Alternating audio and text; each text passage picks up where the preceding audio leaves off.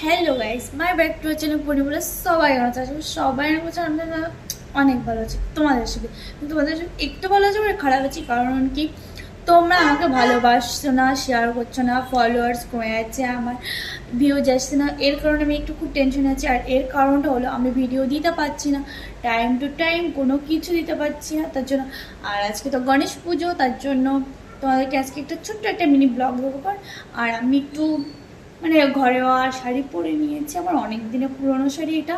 ব্যাস ব্লাউজটা এটা পরে নিয়েছি, ব্যাস কি বলবো, দিক পুরো দেখো ক্যাসি লাগা। ব্যাস একটু চুল ছাড়বো, একটু আসতে লিপস্টিক পরবো, ব্যাস। আর তোমাদের সাথে একটু, তো দেখো সিম্পল একটা রেডি হয়ে গেছি, ক্যাসি লাগা।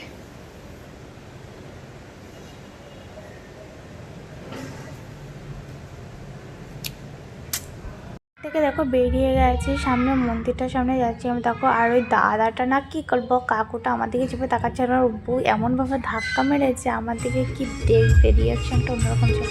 তারপরে রাত্রের দিকে আমরা একটু এদিকে বেরিয়েছিলাম ঘুরতে। তারপরে দেখলাম যে রাস্তা থেকে এরকম নৃত্য টিত্য করছে, নানানভাবে নাচ টাচ করছে। গেছে আমি তো মজা নিচ্ছিলাম এপারে বসে, আর গাড়ি ঘোড়া চলছিল, মেজাজটা এত গরম লাগছিলো, তারপর ভালো লাগছিলো। কিন্তু দেখো মাঝে দুটো তিনটে ছেলে এত সুন্দর ডান্স করছিল না, খুব ভালো লাগছিলো দেখতে। তা তোমরা দেখে বলো কেমন লাগে। আর আমার এতটুকু ছোটো একটা মিনি ব্লগ ছিল, বাস আর কিছু না, কোথাও যায়নি, কিছু না, বাস ছোট্ট একটা ভিডিও ছিল। কেমন লাগছে অবশ্যই কমেন্ট করে জানাও। আর তোমরা একটু ডান্সটাকে উপভোগ করতে লাগো, কেমন লাগে অবশ্যই বলবে।